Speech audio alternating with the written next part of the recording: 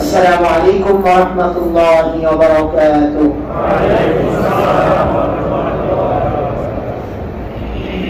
الحمد لله رب العالمين.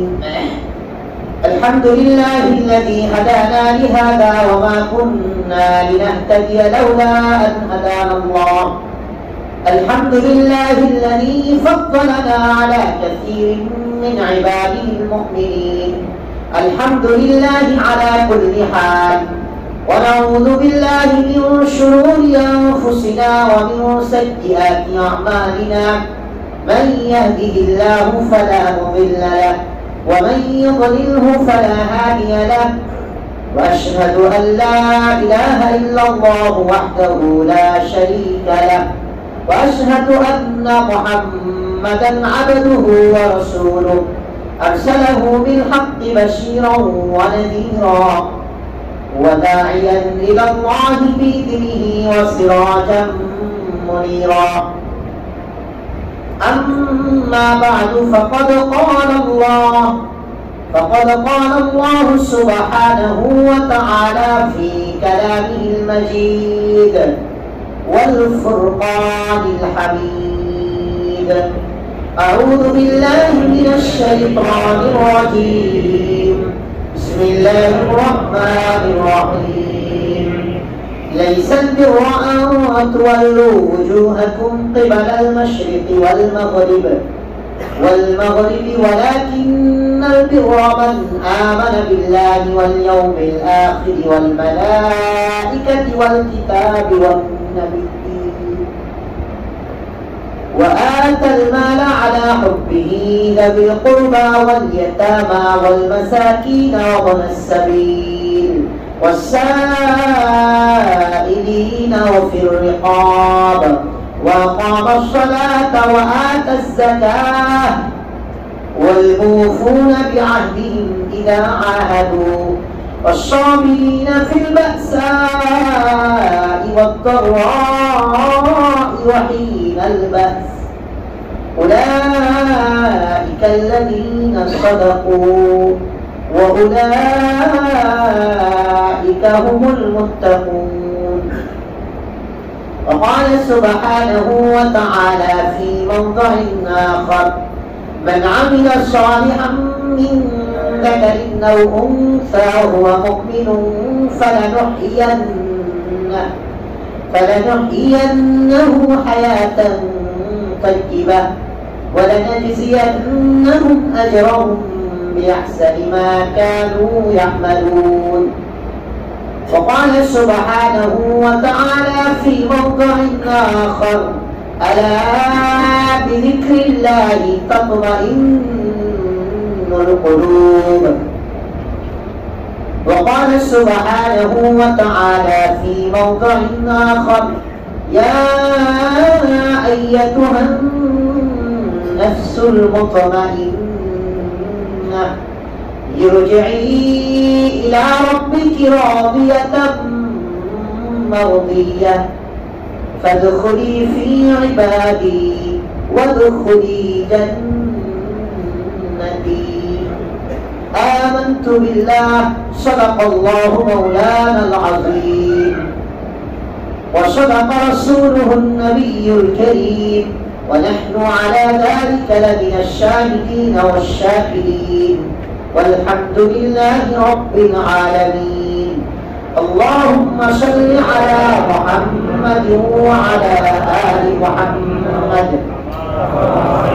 كما صليت على إبراهيم وعلى آل إبراهيم إنك حميد مجيد. اللهم بارك على محمد وعلى آل محمد كما باركت على إبراهيم وعلى آل إبراهيم إنك حميد مجيد. الحمد لله. সকল প্রশংসা সেই মহান রব্বুল আলামিনের জন্য, যিনি আমাকে আপনাকে মানুষ হিসেবে সৃজন করেছেন, পাশাপাশি যে আমাদেরকে না চাইতে ঈমানের মতো, ইসলামের মতো, কোরআনের মতো নিয়ামত দিয়ে রব্বুল আলামিন সম্মানিত করেছেন। সে মহান রবের আলিশান দরবারে কালিমাতুশ শুকর আদায় করি। আলহামদুলিল্লাহ। মুহতারাম হাজিরিন, আমরা ধারাবাহিকভাবে 2-3 জুমা থেকে আলোচনা করছিলাম ঈমান সম্পর্কিত বিষয় নিয়ে। ঈমান, ইসলাম এবং তাকওয়া কি, এ ব্যাপারে আমরা গত জুমায় আলোচনা করেছিলাম কিঞ্চিত পরিমাণ ঈমান সম্পর্কে, যে আসলে ঈমানের মূল বিষয়গুলো কি, ইসলাম কাকে বলে, ঈমান কাকে বলে, এবং ঈমানের বিষয়গুলো আল্লাহ তাআলা ঈমানদারের কাছে কি দাবি করেন, কি চান। গত জুমায় আমরা আলোচনা করেছিলাম সূরাতুল আনফালের 2, 3 এবং 4 নম্বর আয়াত, যেখানে রব্বুল আলামিন সূরাতুল আনফালের 2 এবং 3 নম্বর আয়াতে ঈমানদারের 5টি বিশেষ গুণ আলোচনা করেছেন। ঈমানদার তাদেরকে বলা হয় যারা আল্লাহর নাম শোনার পরে আল্লাহর ভীতি দিলে জাগ্রত হয়। ঈমানদার তাদেরকে বলা হয় যাদের সম্মুখে কোরআনের তিলাওয়াত হলে যাদের ঈমান বেড়ে যায়, তথা ঈমান বেড়ে যায় কিভাবে, কোরআনের তিলাওয়াত ভালো লাগে। ঈমানদারের আরেকটি গুণ, ঈমানদার অলওয়েজ সুখে দুঃখে, রাতে আধারে, বিপদে শান্তিতে সবসময় ভরসা করবে কার উপরে? ঈমানদারের পূর্ণ আস্থা, পূর্ণ বিশ্বাস, পূর্ণ ইতিকাদ, ভরসা একমাত্র কার উপরে হবে? রব্বুল আলামিনের উপরে হবে, আর কারো উপর ঈমানদার করবে না। তারপরে ঈমানদারের আরেকটি বিশেষ গুণ হবে ঈমানদার সালাত আদায় করবে, দ্রুত না আস্তে আস্তে, দ্রুত না ধীরে ধীরে। আমি তো দেখি, অনেক কিছুই দেখি আমরা, আলহামদুলিল্লাহ। একজনকে একদিন খেয়াল করলাম, আমার পাশাপাশি দাঁড়াইলে চোখের একটা পরিধি দেখা যায় না, এরকম না তাকাইলেও পাশে বোঝা যায় না যে কে কি করতেছে। দেখলাম আমার সাথে একসাথে দাঁড়িয়েছি, আল্লাহ বান্দা, আমি ইয়্যাকা না'বুদু ওয়া ইয়্যাকা নাস্তাঈন সূরাতুল ফাতিহা এতটুকু গিয়েছি, উনি রুকুতে চলে গেছেন। ওনার কি নামাজ ধীরস্থির হচ্ছে না অস্থিরতা? নামাজ কি ওনারটা 4G তো নাই, 5G নেটওয়ার্কের গতিতে চলছে। শয়তান যে কাউন্ট করবে, শয়তানও মনে হয় কাউন্ট করতে পারে না যে এত তাড়াতাড়ি কি নামাজ পড়ে নাই। নামাজকে ভালো করুন, ভালো মানুষ হবে। যার নামাজ যত ভালো সে তত ভালো মানুষ, কারণ যে আল্লাহর হক যত বেশি আদায় করে দেয়, তার পক্ষ থেকে বান্দার হক নষ্ট করার কোন সুযোগ আল্লাহ দেন না। কথা বুঝাইতে পেরেছি? আর যে বেনামাজি, যে ভালো করে নামাজ পড়ে না, সে আল্লাহর হক যেহেতু আদায় করে না, আল্লাহর হকের ব্যাপারে যেহেতু সে সচেতন নয়, তো তার দ্বারা বান্দার হক অবশ্যই নষ্ট হয়, কোনো সন্দেহ নেই।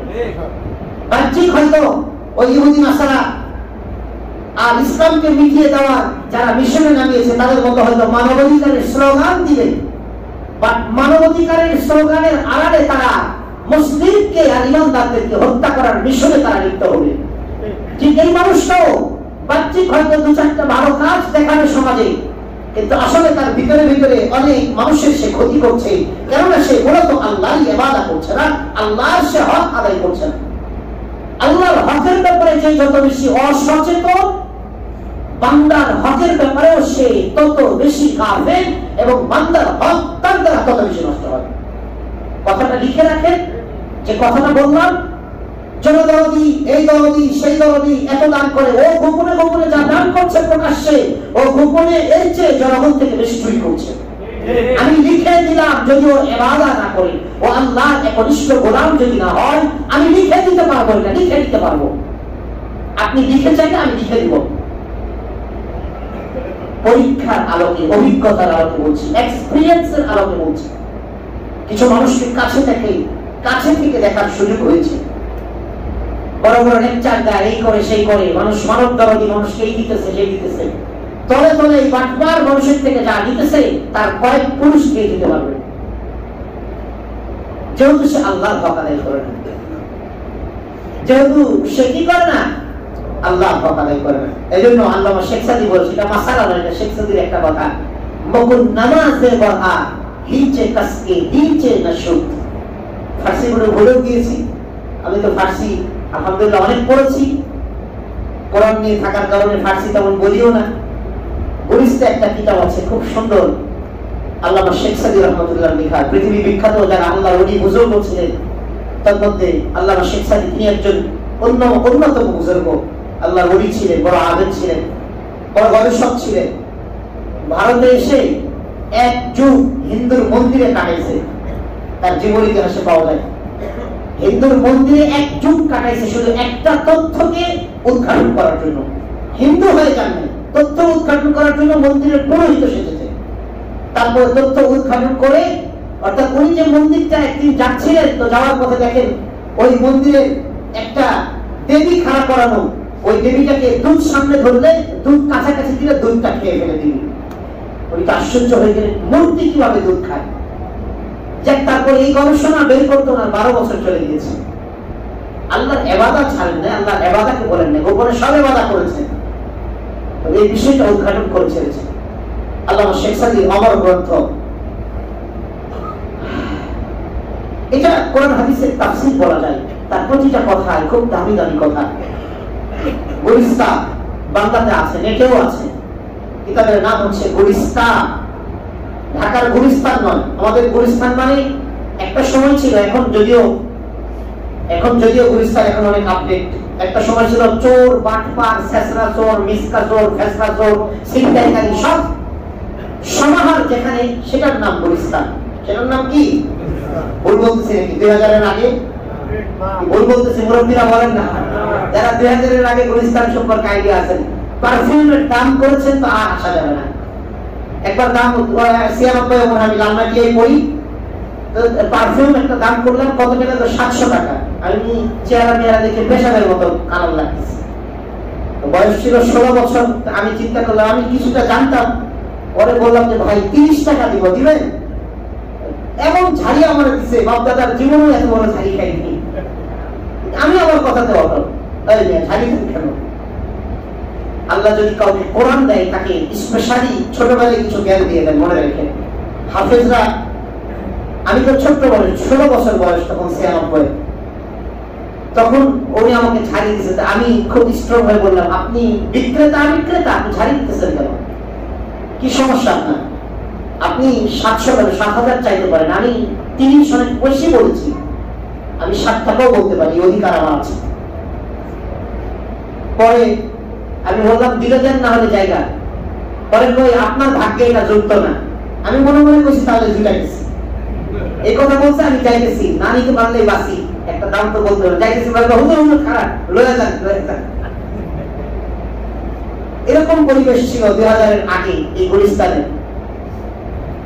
অথচ নামটা অনেক সুন্দর, গুলিস্তা মানে বাগান, ফুলের বাগান। কিসের বাগান? কথা বলে না, কিসের বাগান? ফুলের বাগান। ফার্সিতে গুল মানে ফুল, গুল মানে কি? ফুল। আর ইস্তান, পাকিস্তান, তুর্কিস্তান, শুধু একটা নাম বলে আমার ভেজাল আছে, হুজুর মনে হয় এই গুলকে। তুর্কিস্তান, পাকিস্তান, তুর্কমেনিস্তান আছে নাই? পৃথিবীতে নাই। এই তান মানে হচ্ছে জায়গা, এই স্থান মানে কি? জায়গা। গুলিস্তান মানে গুলিস্তান, এটা ফার্সিতে হয় গুলিস্তান। ফুলের বাগান, বা যেখানে ফুলের বাগান থাকে সেটাকে গুলিস্তা বলা হয়। এই ফুলের বাগানের সমারোহ, একটা ফুলের বাগানে অনেক ফুলের সমারোহ হয়। আল্লামা শেখ সাদি ওই নামটাই কিতাবে দিয়েছে। তো তিনি লিখেছেন, তাদের তোমরা জানাজা করবে না যারা মৃত্যুর আগে দিয়ে আল্লাহর জন্য সালাত আদায় করে নাই। তোমরা তাদের সালাত, তাদের উপরে সালাত আদায় করবে না যারা মৃত্যুর আগে আল্লাহর জন্য সালাত আদায় করে। যদিও এটার উপরে ফতোয়া নয়, তো জাস্ট সেকশন একটা কথা তিনি আক্ষেপ করে বলছেন। এবং এই পঙ্ক্তিগুলো, কবিতার এই পঙ্ক্তিগুলোর পরে তিনি বলছেন, এবং তাদের সঙ্গে তুমি লেনদেন করবে না যারা আল্লাহর হকের ব্যাপারে গাফিল, আল্লাহর হক নষ্ট করে, তাদের সাথে তুমি কখনো লেনদেন করবে না। কেননা যারা আল্লাহর হকের ব্যাপারে অসচেতন, আল্লাহর হকের ব্যাপারে যথাযথ গুরুত্ব দেয় না, তারা তোমার লেনদেন করলেও তোমার থেকে কিছু ঋণ নিয়েও তারা দিতে চাইবে। দামি কথাগুলো সেখানে পাওয়া যায়। এজন্য আমরা বলছিলাম, আমি এটা কাছ থেকে দেখেছি অনেক নেতা, অনেক জনদরদি, যে আল্লাহর সাথে সম্পর্ক খারাপ, তার বান্দাকে অনেক কিছু দেয় দেখা যায়, কিন্তু তলে তলে বড় বাটপার, বড় চোর, বড় চিটার, বড় দুর্নীতিবাজ। আর যাদের সাথে আল্লাহর সম্পর্ক ভালো, তথা সালাতের মাধ্যমে আল্লাহর সাথে সম্পর্ক যাদের ভালো, রব্বুল আলামিন তারা বান্দার হকের ব্যাপারেও এলার্ট থাকে, সচেতন থাকে। কারণ তারা এটা জানে যে রবি বলেছেন, যদি বান্দার হক নষ্ট করে আসো, আমি আল্লাহ অপারগ, আমি আল্লাহ কিন্তু ক্ষমা করবো না, তার থেকে যদি মাপ চেয়ে না আসো। এই জন্য তারা চিন্তা করে যে বান্দার হক আমার তো মাপ চেয়ে দিতে হবে, তার কাছে ক্ষমা চাইতে হবে। যদি সে আগে মারা যায়, মাপ চাওয়ার আগে কার কাছে যাবো? অনেক টেনশন করে বান্দার হকের ব্যাপারে খুব সচেতন হয়। সম্মানিত ভাই, এজন্য আমাদের উচিত মুমিনের চতুর্থ নম্বর গুণ হবে আল্লাযীনা ইয়াকিমুনাস সালাত। সূরাতুল আনফালের 3 নম্বর আয়াতে বলছে মুমিন সালাতগুলো ধীরস্থিরতার সাথে আদায় করবে। ওমিম্মা রাযাকনাহুম ইউনফিকুন, এবং মুমিন আল্লাহর জন্য দান করবে। মুমিন আল্লাহর জন্য কি করবে? কথা কয় না, কি করবে? আরেকটু জোরে বলেন, আরেকটু জোরে বলেন, আরো জোরে বলেন। আল্লাহর জন্য মুমিন দান করবে। সুখে থাকলেও করবে, দুঃখে থাকলেও করবে, টাকা থাকলেও করবে, না থাকলেও করবে। কোনো না কোনো ভাবে দান অব্যাহত রাখতে হবে। কি অব্যাহত রাখতে হবে? অল্প হলেও করবে, বেশি হলেও করবে, গোপনে হলেও করবে, প্রকাশ্যে হলেও করবে। কোনো না কোনো ভাবে আল্লাহর বান্দা আল্লাহর জন্য দানটাকে অব্যাহত রাখবে। মনে থাকবে তো ইনশাআল্লাহ? মনে থাকবে তো ইনশাআল্লাহ? আল্লাহ আমাদের তৌফিক দান করুন। আমিন। শাহিনুর নাম তো বলে ফেললাম, আমি নামছি, জাস্ট একটা উদাহরণ, আর কিছু না। আমাদের এক ভাই ওই শাহিনুর মসজিদের, আপনাদের বন্ধু, ওনার নামটা জানো কি? আমিরুল্লাহ ভাই। আমি ওই হোন্ডাটা রাখতে গিয়েছি, আসতে বলতেছি কথা, তো উনি একটা চিপস চাইলে বলে, হযরত এটা আপনার জন্য হাদিয়া। তো মানে এটা বড় বিষয় না, বিষয়টা ভালো লেগেছে যে উনি আমাকে দেখে, অন্য সময় দেখেই হযরত একটা কিছু খাওয়াইতে পারলে লোকটা মনে হয় অস্থির লাগে, মানে খাওয়াইতে পারলে তার ভালো লাগে। এটা জাস্ট আমার কথা বলছি না, আল্লাহি আমার কথা বলছি না। একজন আলেমকে দেখে বা একজন মহব্বতের মানুষকে দেখে ভালো লাগাটা, তার জন্য কিছু করাটা, তার জন্য কিছু ব্যয় করাটা, এটা একটা দিলের একটা আল্লাহর পক্ষ থেকে একটা মহব্বত। আল্লাহর কথা আমি হোন্ডাটা রাখতে পারি না, হোন্ডাটা গাড়ি ঢোকাবো, আল্লাহর কথা একটা, আমি তাকে দেখিও নেই, সে হুট করে এসে একটা চিপ নিয়ে হযরত এটা রাখে, এটা আপনি খেয়ে দিবেন, হোন্ডার ওই ইয়ের উপরে রাখা পরে চলে গেছে। জাস্ট এটা বললাম যে আমাদের মানুষকে দেওয়ার জন্য, আল্লাহর জন্য করার জন্য অনেক কিছু লাগে না, অনেক বড় কিছু নয়, ছোট্ট ছোট্ট বিষয়গুলো দিয়ে আমরা কি করতে পারি? একজন মানুষের দিনকে নিতে পারি, আল্লাহকে খুশি করতে পারি। ছোট্ট বিষয়, একেবারেই ছোট্ট। এই জন্য দেওয়ার ক্ষেত্রে রাসূল আরবি বলেছেন, যদি তোমার কাছে কিচ্ছু না থাকে, কি বানায় দেবা? সব ভুলে যায়। কি বানায় দিবা? তরকারি ঝোল বানায় দিবা। কি বানায় দিবা? বলেন না, বারবার একটা কথা বলি, তারপরে ভুলে যান কেন? তরকারি ঝোল বানায় দিবা। কয়দিন বিবিকে বলেছেন বলেন তো? কয়দিন বিবিকে বলেছেন প্রতিবেশীকে অবশ্যই তরকারি কিছু না কিছু দিবা? আমি চেষ্টা করি বলার জন্য, বিবিদেরকে একটু ঝোল হলেও বানায়, আলু দাও না, প্র্যাকটিস করো। তুমি বারবার আলু দিতে থাকলে ওই লোকটা হয়তো মনে করবে যে লোকটা কৃপণ নয়, লোকটা অভাবী। লোকটা কৃপণ না, তার দেওয়ার মানসিকতা কিন্তু অভাবী। আল্লাহর বান্দা বাকি করছে হয়তো আলু তরকারি, কি করবে? সে তো আর গোস্ত দিতে পারবে না। প্রতিবেশী আমার হালত জানা উচিত, আমার হালত প্রতিবেশী জানবে, প্রতিবেশীর হালত আমি জানবো, এটা ইসলামের শিক্ষা। আমরা বলছি না যে আমার দুর্দশা অবস্থাটা প্রতিবেশীকে জানাবো, এটা বলছি না। দুর্দশা বা বিপদ এটা জানানোর দরকার নেই, বাকি প্রতিবেশীর সুন্নাহগুলিকে আদায় করা দরকার, দান অব্যাহত রাখা। রাসূল এটা বলে দিয়েছেন। কাজ করতে গেছি মাদ্রাসার, 2-3 প্রতিবেশীকে বললাম, ভাই একটু আমাকে একটু কারেন্ট দেন, আপনাদের গত মাসের যে বিল এসেছে, আমি একটু মাদ্রাসার কাজ করবো, একটু কারেন্ট দেন আমাকে। আপনাদের যা বিল এসেছে গত মাসে, আমি ওই বিলের কাগজটা দেখবো, দেখে নতুন যে বিলটা এই মাসে আসবে আমার মাদ্রাসার পক্ষ থেকে আমি ওটা বিল দিয়ে দিব। 2-3টা বাড়ি না করে দিয়েছে। আল্লাহ অনেক দূর থেকে তার টাই না, অনেকে বলতে হবে উনি তার অনেক দূর থেকে টাই নেয় না, ওই আল্লাহ কারেন্ট সংযোগ দিয়েছে। এগুলো মানসিকতা লাগে। সূরাতুল মাউন একটা সূরা আছে না, জানেননি? আর আইতাল্লাযী ইউকাদ্দিবু বিদ্দীন। মাউন শব্দের অর্থ কি? মাউন শব্দের অর্থ হচ্ছে মাউন থেকে মানুষকে নিষেধ করো না। সাংসারিক সামাজিক টুকিটাকি বিষয়গুলো, একেবারে ছোট্ট ছোট্ট বিষয়গুলোকে তুমি না করো না। যদি না করো তাহলে তোমাকে জাহান্নামে নিক্ষেপ করে দেব। এক ভাই বললো যে ভাই আমি তো দূর থেকে আসছি, একটু চার্জারটা দেন না ভাই, আধা ঘন্টা একটু চার্জ দেবো। আপনার চেহারাটা কালো হয়ে গেল। আরে ভাই আধা ঘন্টা চার্জ দিলে কি নষ্ট হয়ে যাবে চার্জার? হঠাৎ করে পাশের বাসার বোনটা মরিচ কাঁচামরিচ শেষ হয়ে গেছে, স্বামীও দূরে আছে, কে আনবে? পাশে কেবল বোন একটু কাঁচামরিচ দেয়, বোন একটু ডিম দেয়, মেহমান চলে আসছে, বাসায় ডিম নাই, আনার মতো ঘরে কোনো পুরুষ মানুষ নাই। এই যে ছোট ছোট বিষয়গুলো, এই মানুষকে দেওয়া, এটার জন্য আল্লাহ আলাদা একটা সূরা নাযিল করেছেন, সূরাতুল মাউদ। ও মুসলমান, আল্লাহ নাযিল করেছেন, শিক্ষা দিয়েছেন যে আমার বান্দাদেরকে দান করো, ছোট ছোট বিষয়গুলো দান করো, ছোট ছোট বিষয়। আর দান অব্যাহত রাখো, তুমি দান অব্যাহত রাখবে, ছোট ছোট বিষয়কে তোমার বান্দা, আমার বান্দাদেরকে দাও, আল্লাহ খুশি হয়ে যাবো তোমার উপরে। এটা আল্লাহ আমাদের কাছ থেকে খুব চান। এজন্য বলছেন মুমিনের ৫ম নম্বর গুণ হবে, বিশেষ গুণ, যে মুমিন দানকে অব্যাহত রাখবে, সেটা যেভাবেই হোক। মুমিন আর ভাইয়ের উপকার জন্য নিজের জীবনটাকে চেষ্টা করবে যে আমার দ্বারা আমার এক ভাইয়ের কল্যাণ হয়, আমার এক ভাইয়ের উপকার হয়। মনে থাকবে তো ভাই ইনশাআল্লাহ? মনে থাকবে তো ইনশাআল্লাহ? আল্লাহ আমাদের এই ৫টি গুণের, এই গুণ অর্জনের তৌফিক দান করুন। অনেক গুণের আলোচনা, মুমিনের কথা আলোচনা। আল্লাহ, আমরা গত জুমায় আলোচনা করেছিলাম সূরাতুল আনফালের ৭৮ নম্বর আয়াতের কথা বলেছিলাম। সেখানে আল্লাহ বলছে হিজরত করার কথা। সেখানে রব্বুল আলামিন হিজরতের অর্থ আমরা ২-৩টা করেছিলাম। অন্তত বিশেষত এখনের যুগে হিজরতের সবচেয়ে যেটা বড় অর্থ, সেটা হচ্ছে গুনাহ ছেড়ে দেওয়া। তারপরে আল্লাহ বলছেন আওয়াউ আনসারু, আওয়াউ। গতকালকে না আগের দিন একটা ফেসবুকে একটা ছবি দেখলাম, কলিজাটা এত মোচড় দিয়েছে। বিবিকে দেখালাম ছবিটা, আমার শাশুড়ি দেখলেন, দেখে মানে সবার চোখে মনে পানি চলে আসছে। একটা পথ শিশু ফুটপাতের মধ্যে, একটা কুত্তা শুয়ে আছে, কুত্তা ঘুমিয়ে আছে। ওই পথ শিশুটা ওই কুত্তার পেটের উপরে শুয়ে ও ঘুমায় বসে। 10-11 বছর বয়স হবে, 10-11 বছর বয়স হবে। কাদের জিম্মাদারি এটা?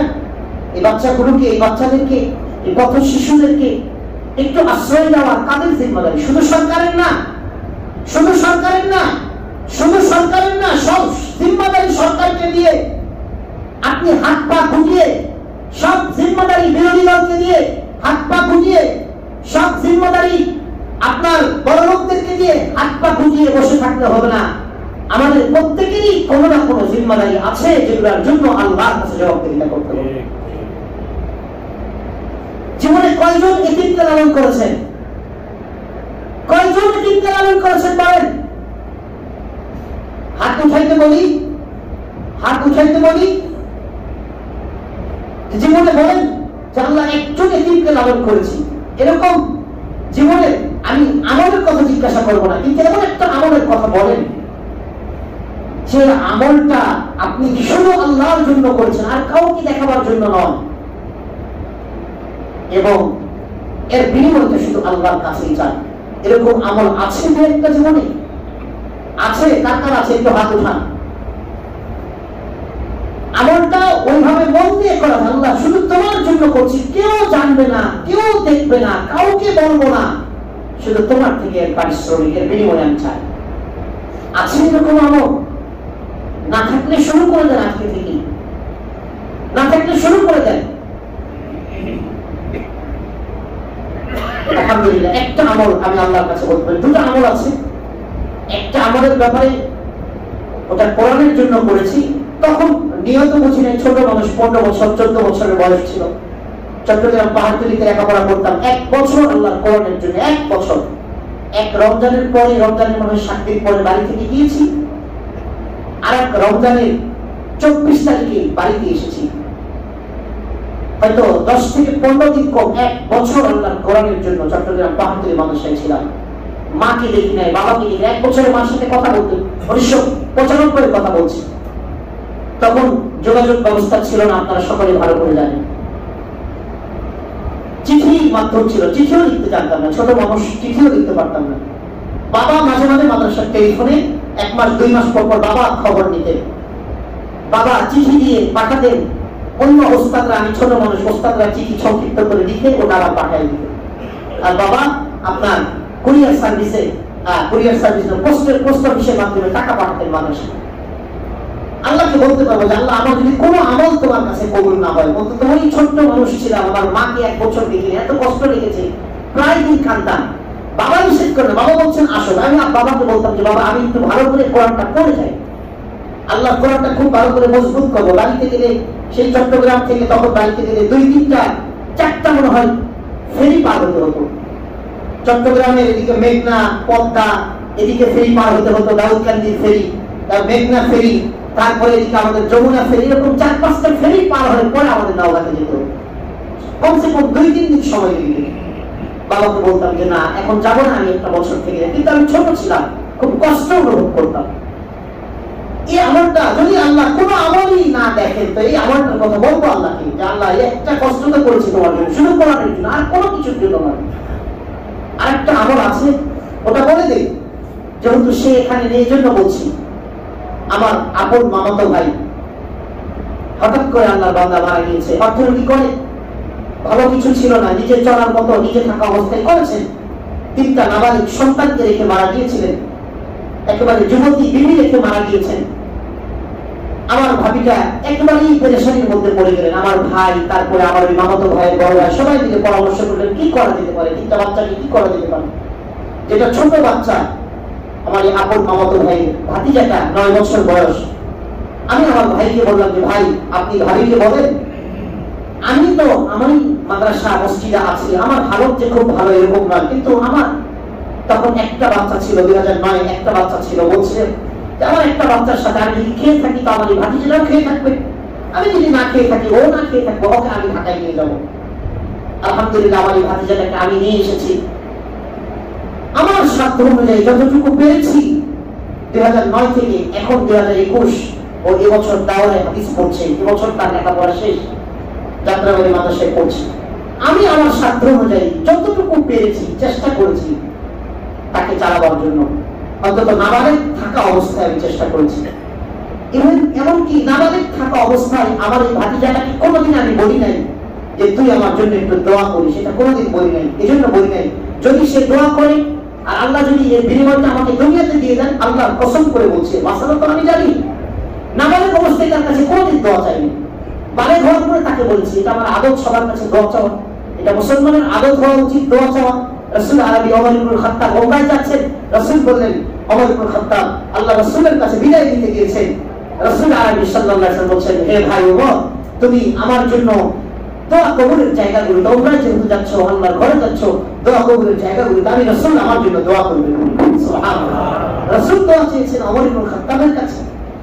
এটা সুন্নাহ, অন্যের কাছে দোয়া চাওয়া, বুজুর্গদের কাছে দোয়া চাওয়া, ভালো মানুষের কাছে দোয়া চাওয়া, নাবালিগ ইতিমদের কাছে দোয়া চাওয়া।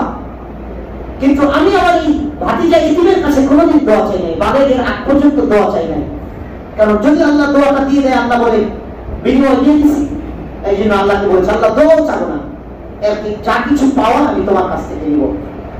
একটাই আশা শুধু, রাসূল আরবি বলেছেন এতিমকে লালন পালনকারী, এতিমকে লালন পালনকারী। আমি কয় বছর নাবালিগ অবস্থা, হয়তো 5-6 বছর ছিল, তারপরে তো বালিগ হয়ে গেছে। এখনো চেষ্টা করি যতটুকু পারি, একেবারে হয়তো যৎসামান্য পারি, কিন্তু 5-6 বছর ছিল নাবালিগ, 14-15 বছর বালিগ হয়ে গেছে, 9 বছর বয়সে নিয়ে এসেছি, 2009 এনেছি। এই তো 5-6 বছর ওর মাদ্রাসার লেখাপড়ার খরচ যতটুকু পেরেছি আমার সাধ্যের ভিতরে দিয়েছি, চেষ্টা করেছি। রাসূল আরবি বলেছে যদি এতিমকে তুমি লালন পালন করো, তো তুমি আর রাসূল, তুমি আর আমি, এই 2 আঙ্গুলি যেভাবে থাকে, রাসূল এই 2 আঙ্গুলি দেখিয়েছেন। রাসূলকে রাসূল সাল্লাল্লাহু আলাইহি ওয়াসাল্লাম বলেছেন এতিমকে লালন পালনকারী আমি আর সে জান্নাতে এভাবে বসবাস করব, এভাবে থাকবো, এভাবে বসবাস করব। সম্মানিত ভাই, আল্লাহ তো অনেক সম্পদ দিয়েছেন, কোনদিন কি একজন এতিমকে লালন করেছেন? যে হযরত আপনার মাদ্রাসায় একজন এতিম আমাকে মালিক বানিয়ে দেন, ওই এতিমটার মাসে যা খরচ হয় আমি দিব, সপ্তাহান্তে শুক্রবার একদিন বাসায় নিয়ে আসবো, ওই বাচ্চাটা অন্তত আমাদের বাসায় করে অনুষ্ঠান হলো, ওকে বাচ্চা, ওকে আমাদের ফ্যামিলির সদস্য বানিয়ে দিব। উচিত আমাদের এরকম, যদি আল্লাহ সামর্থ্য দেয়। আরে একজন এতিম তো স্কলাস্টিকাই পড়ে না, আর নর্থ সাউথে পড়ে না, নর্থ সাউথ আর স্কলাস্টিকে যারা পড়ে, ব্র্যাকে যারা পড়ে, ইউনিভার্সিটিতে, তারা তো এতিম থাকে না, বালে ভরে যায়। এতিমের এতিমের মিকদার পরিমাণ কত বছর পর্যন্ত? বালেগ হওয়ার পর্যন্ত। বালেগ হইলেও কি এতিম হয়ে যায়? আমরা দেশে সব ভিক্ষুকই এতিম। ওই হুজুর আমি এতিম কোন সময় দিয়েছিলাম 50 বছর বইলা। 50 বছরের বইলা কি কথা বলে না। তারপরে সব রাজনীতিবিদ যেই মরে যায়, তারপর আমাদেরকে আমাদের বাবা এতিম করে গেলেন, পুরা বয়স 40 বছর চলতেছে। অসহায় শব্দ হতে পারে, এতিম শব্দ এটা কোরআনের শব্দ, হাদিসের শব্দ, এটা যেখানে সেখানে লাগানো যাবে না। নাবালিগ অবস্থায় যদি কারো বাবা মারা যায়, এতিমের সংজ্ঞা কি? নাবালিগ অবস্থায়, সে মেয়ে হোক চাই ছেলে হোক, নাবালিগ অবস্থায় কারো যদি মা মারা গেলে না এতিম না, নাবালিগ অবস্থায় যদি কারো বাবা মারা যায়, শরীয়তের পরিভাষায়, ইসলামের পরিভাষায়, কোরআনের ভাষায় আল্লাহ তাদেরকে বলছেন এতিম। বাড়িতে এতিমের যে ফ্যাসিলিটি গুলো থাকে এগুলো জায়েজ হয় না, এগুলো শেষ হয় বাড়ি ঘর পর্যন্ত। একটা এতিম বাচ্চা যার 5 বছর 7 বছর 10 বছর বয়স, একটা ভাই একটু গ্রহণ করেন না তার জিম্মাদারি। কত মাদ্রাসায় কত এতিম আছে, কত মাদ্রাসায় কত এতিম আছে। সব টাকা সন্তানদেরকে দিয়ে যাচ্ছেন। এই সন্তানরা আপনি কবরে যাওয়ার পরে বুঝবেন এরা আপনার জন্য কাল হয়ে দাঁড়াবে। এত কঞ্জুস কেন আপনি? এত কৃপণ কেন আপনি? এতদিন ছোট কেন আপনার মানসিকতা? এত ছোট কেন? এত ছোট কেন মানসিকতা? এত টাকা ইনকাম করেন মাসে, 1 লাখ 2 লাখ 5 লাখ টাকা ইনকাম করেন মাসে, এত ছোট কেন মানসিকতা? একটু উদার করেন, একটু বড় করেন। এমন কিছু কাজ করে যান যেটা আল্লাহকে এককভাবে বলতে পারবেন যে রব আমি কিন্তু তোমার জন্য করেছি, আর কাউকে দেখাবার জন্য করি নাই, কাউকে বলার জন্য করি নাই, কারোর জন্য করি নাই। এমন কিছু আমল করে যায় সম্মানিত ভাই, যদি করে যেতে পারি তো আল্লাহর কাছে ওই যে বনি ইসরাইলের 3 ব্যক্তি গুহার মধ্যে আটকা পড়েছিল, তারা কোন আমলের ওসিলাতে আল্লাহর কাছে দোয়া করেছিল? আল্লাহকে বলেছিল যে আল্লাহ আমার মার আমি খেদমত করেছি। আরেকজন বলছে যে আল্লাহ জিনা করতে গিয়ে ওই নারীটা বলেছিল আল্লাহকে ভয় করো, তখন আমি তাকে তার সব ব্যবস্থাপনা এক ঘরে ছিলাম, তাকে জিনা করলে কেউ বাধা দিত না, সেই রকম তোমার নাম নিয়েছি। আমার দিলের মধ্যে তোমার ভালোবাসা, তোমার ভয় জাগ্রত হয়েছে, রব শুধু তোমার কথা শুনে আমি চলে এসেছি। আরেকজন রাখালের নিজের রাখালের ছাগল লালন পালন আল্লাহর জন্য করছে। এই নেক আমলের ওসিলা দিয়ে দোয়া করলে আল্লাহ দোয়া কবুল করেন। নিজেদের নেক আমলের ওসিলা দিয়ে আল্লাহ এমন কোন নেক আমল যেটা গোপনে করেছি কেউ জানে না, রব্বুল আলামিন কিয়ামতের দিন বান্দাকে মাফ করে দিবে। সম্মানিত ভাই, এজন্য আমাদের আমলের পরিধি একটু বাড়ানো দরকার। আমরা শুধু আলোচনা শুনে যাই, হুজুর যেদিন শুনতে ওয়াজ করি সেদিন সেই জমার পরে অনেক ভাই বলে হুজুর আজকে দিল কাশ, আজকে দিল ভরে গেছে আপনার ওয়াজটা। হুজুর ভাইরে দিল ভরার লাইগা ওয়াজ করি না, আমল করার লাইগা ওয়াজ করি। কিসের লাইগা ওয়াজ করি? কোন বলেন কিসের লাইগা? আপনি যদি আমল করেন আমি বেনিফিট পাবো জন্য ওয়াজ করি, আপনার দিল ভরবে জন্য ওয়াজ করি না। হ্যাঁ, যদি দিল ভরে আলহামদুলিল্লাহ, এটা আলাদা বোনাস পাও না। সম্মানিত ভাই, আল্লাহ তাআলা বারবার ইমানদারের কথা বলে আমলের কথা আলোচনা করেছেন, ইসলামের কথা বলেছেন। এটা কেন হচ্ছে আমার ইমানদার বান্দারা যেন আমল নিয়ে আসে এবং এমন কিছু আমল নিয়ে আসে যেন আমি রব তাকে ক্ষমা করে দিতে বাধ্য হয়ে যায়। আল্লাহ আমাদের আমলের বিনিময়ে আল্লাহ বাধ্য হয়ে যাবে। সম্মানিত ভাই, আল্লাহ বাধ্য হয়ে যাবে এমন কিছু আমল, এবং যেটা আল্লাহর জন্য হবে, এবং যেটা আল্লাহর জন্য হবে। আরে আল্লাহর জন্য যদি অন্তত হাদিসে এসেছে 5 প্রকারের মানুষকে আল্লাহ কবরের সওয়াল জবাবও করবেন না, এত সম্মান দিলেন। এই যারা ভিভিআইপি, আমাদের বলাকা যে এয়ারপোর্টের সামনে একটা বলাকার একটা বাংলাদেশ বিমানের একটা বড় অফিস আছে না বলাকা, এটার পাশে ভিভিআইপি লাউঞ্জ আছে, দেখেছেন? গেট আছে, দেখেছেন? খেয়াল করেছেন?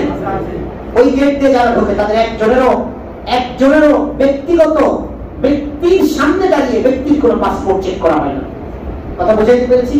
তাদের ওই ভিভিআইপি তে যারা ঢোকে তাদের পাসপোর্ট গুলো তাদের খাদেমরা নিয়ে অথবা এয়ারপোর্টের লোকজন এসে, দায়িত্বশীলরা এসে নিজেরা নিয়ে গিয়ে নিজেরা চেক করে সিল সাপ করবে, বসের কাছে আইনা দেয়। ভাই কথা বুঝাইতে পারছি? আর আমাদের মতো লোকানরা গেলে আধা ঘন্টা খাড়ায় থাক, 1 ঘন্টা খাড়ায় থাক বিভিন্ন লাইনে। হাদিসে এসেছে 5 শ্রেণীর মানুষ যদি 5 প্রকার কেউ আমল করে তো আল্লাহ তাআলা কবরে যাওয়ার পরে ওর কাছে কি সওয়াল করবে না, তাকে আল্লাহ বলে মাফ করে দিলাম, যা ওরা সওয়াল করবে না। সম্মানিত ভাই, এই 5 শহীদ। এক নম্বর হচ্ছে কি শহীদ, যারা আল্লাহর জন্য শাহাদাতের মর্যাদা লাভ করবে, আল্লাহর জন্য শহীদ হবে, আল্লাহর দ্বীনকে উঁচু করার জন্য, আল্লাহর দ্বীনকে উঁচু করার জন্য, রাজনৈতিক এজেন্ডাকে বাস্তবায়ন করার জন্য হত্যা হবে না, হত্যা করবে না, আল্লাহর দ্বীনের জন্য, আল্লাহর ইলাহি কালিমাতুল্লাহর জন্য নিজেকে হত্যা করে দিবে আল্লাহর রাস্তায়, আল্লাহ শহীদ করে দিবে। শহীদদের কোনো হিসাব হবে না, কোনো জায়গায় আটকানো হবে না। এটা শহীদরা ভিভিআইপি মর্যাদা নিয়ে আল্লাহর কাছে যাবে। নাম্বার 2, যারা ইসলামী রাষ্ট্রের পাহারাদারি করবে, ইসলামী রাষ্ট্রের যারা পাহারাদারি করবে। কোন রাষ্ট্রের? সেকুলার রাষ্ট্র নয়, আমাদের রাষ্ট্র সেকুলার, আমাদের সবাই বলে সেকুলার রাষ্ট্রের পাহারাদার নয়। যারা ইসলামের জন্য রাষ্ট্র পাহারাদারি করে, আল্লাহ তারা ওই পাহারাদারি করতে যদি কেউ নিহত হয়ে যায়, দূরবর্তী অন্য দেশের কোন ব্যক্তি যদি গুলি খেয়ে শহীদ মারা যায়, আল্লাহ তাকে শহীদ মর্যাদা দান করবে। এবং এই পাহারাদারে আল্লাহ কবরের মধ্যে আর কোথাও কোন সওয়াব জব করবে না, কোন ফেরেশতার সম্মুখে দান করাবে। আল্লাহ বলবে ভিভিআইপি আরে কি করে দাও, পরে তুমি পরে কোনো কিছু বলবো না, অভ্যর্থ না জানো তোমরা। সম্মানিত ভাই, আরেকটা সহজ আমল আছে, এই দুটো তো একটু কঠিন। অ্যাভেলেবেল স্পেস নেই, অ্যাভেলেবেল এটা করার মতো সুযোগ নেই। এখন যেটা বলবো এটা সুযোগ আছে। প্রতিদিন ঘুমাবার আগে সূরা মুলকের তিলাওয়াত করে মারা যাবে। কেউ যদি প্রতিদিন ঘুমাবার আগে সূরাতুল মুলকের তিলাওয়াত করে মারা যায়, রব্বুল আলামিন তাকে কবরে ভিভিআইপি জান্নাতি মর্যাদা দিবে, তার কোথাও কোনো প্রশ্ন সওয়াল জবাব না। কারা কারা পড়ে একটু হাত উঠান তো। আলহামদুলিল্লাহ, খুব অল্প সংখ্যক মানুষ, খুব অল্প সংখ্যক মানুষ। আর আরে মুসলমান, একটু বলতে পারলাম না যে হুসরা মুলকে আমি প্রতিদিন তিলাওয়াত করে শুনি। আমি যদি বলি কে কে টিভি দেখা ঘুমান, অনেক মুসলমান হাত উঠাবে, অনেক মুসলমান হাত উঠাবে। কে কে ইউটিউব দেখা ঘুমান, অনেকে হাত উঠাবে। কিন্তু একটু কোরআনের তিলাওয়াত, শেষ ঘুমটা যেন কোরআন তিলাওয়াত দেওয়া হয়, এটা কপাল পড়া মুসলমানের হাত উঠাতে পারলো না। আল্লাহ আমাদের বেশি বেশি করে কোরআনের সংস্পর্শে সহজে আসার তৌফিক দান করুন। আমাদের প্রত্যেককে কোরআন তিলাওয়াত করে, আল্লাহ কোরআন তিলাওয়াত করে সূরাতুল মুলকের আমল করে আমাদেরকে কবরে যাওয়ার তৌফিক দান করুন। সম্মানিত ভাই, তারপরে হাদিসে এসেছে কেউ যদি এরকম ভাবে পেটের পীড়ায়, কেউ যদি কি করে পেটের পীড়ায়, পেট ব্যথায় আক্রান্ত হয়ে মারা যায়, আল্লাহ তাকে শহীদ মর্যাদা দান করবেন। ভাই কথা বুঝাইতে পেরেছি? পেটের পীড়ায় যদি কেউ মারা যায়, উনিও আল্লাহ তাআলা তাকে ভিভিআইপি মর্যাদা দিয়ে তাকে জান্নাতে উঠাবেন, কবরে নিয়ে যাবেন। তার কোনো রকম মুনকার নেকিরের সওয়াল জবাব, কারো কোনো সওয়াল জবাবের সম্মুখীন আল্লাহ তাকে করবেন। এরকম আরো কিছু আছে, পাঁচপুকুরের স্পেশাল একটা হাদিস এসেছে, আরো কিছু আছে, আরেকদিন আলোচনা করা যাবে। সম্মানিত ভাই, এজন্য আমাদের উচিত অন্তত একটু আমলি দিকটা যেন একটু বাড়ে, একটু ঈমান নিয়ে, একটু আমল নিয়ে মুসলমান হয়ে যেন আল্লাহর কাছে যেতে পারি। মনে থাকবে তো ইনশাআল্লাহ? মনে থাকবে তো ইনশাআল্লাহ? চেষ্টা করবো তো ইনশাআল্লাহ? আল্লাহ আমাদের সবাইকে ঈমানদারের যে গুণ, এই কথাগুলো, লাস্টের কথাগুলো সব এসেছিল ওয়া আনফিকু মিম্মা রাযাকনাকুম, আল্লাহ যা দিয়েছেন তা থেকে ব্যয় করো। ব্যয় করাটা কি ভুলে যাবো নাকি? যাই ব্যয় করাটা কি ভুলে যাবো? ব্যয় করাটা ভুলে যাবো? আপনার ভাই অনেক কোটিপতি, আপনার ভাই অনেক কোটিপতি, আপনি একেবারে দিনের গরিব মানুষ, প্রতি মাসে 8,000, 10,000, 20,000 ইনকাম করেন, সংসারে খরচ করতে শেষ হয়ে যায় টাকা। ভাইকে বিকাশে পাঠাইতে পারবেন না, ফ্লাক্স দিতে করতে পারবেন, এই ফ্লাক্স জিরো করতে পারবেন না, পারবেন না। এটা আলহামদুলিল্লাহ, আমার 6 ভাই বোন, আমরা, আমার থেকে সবাই বড় লোক, আমি তো ফকির একবারে, বাকি 5 ভাই বোন অনেক বড় লোক আলহামদুলিল্লাহ, সবাই এস্টাবলিশ। আমি প্রত্যেক ভাই বোনকে কিছুই পারি না, প্রতি মাসে 109 টাকা করে ফ্ল্যাক্স লোড করি। গ্রামীণ যেহেতু ব্যবহার করে 109 টাকার একটা অফার থাকে, আমি চেষ্টা করি এটা প্রতি মাসে দেওয়ার জন্য। আমার সাথে তাদের লাগে না, আমার এটা নিয়ে তাদের চলতে হবে এরকম না, কিন্তু আমি যেন আমার অংশ থেকে আমার ভাই বোনদের কিছু দিতে পারি, আর কিছু পারি না, আরো দেওয়ার ইচ্ছা থাকে, তাতে আমার সাধ্যের মধ্যে না এটা। তো ভাই এটাই 10 টাকা দিলাম, 5 টাকা দিলাম, আমার সাধ্যের জন্য। কেউ যদি খারাপ করে বলুক না, আমি তো আমার রবের জন্য দিয়েছি। আমি কার জন্য দিয়েছি? আমি তো আমার রবের জন্য দিয়েছি, আমি তো তাকে খুশি করার জন্য দিই, আমার রব খুশি হবে এই জন্য দিয়েছি। 5 টাকা দিলাম, 2 টাকা দিলাম, মনে থাকবে তো ইনশাআল্লাহ? আল্লাহ যে কথাগুলো বললাম আমাদের সবাইকে পূর্ণাঙ্গ ঈমান এবং পূর্ণাঙ্গ মুসলিম না হয়ে আল্লাহ কবরে নিও না। সবাই আলহামদুলিল্লাহ রাব্বিল আলামিন।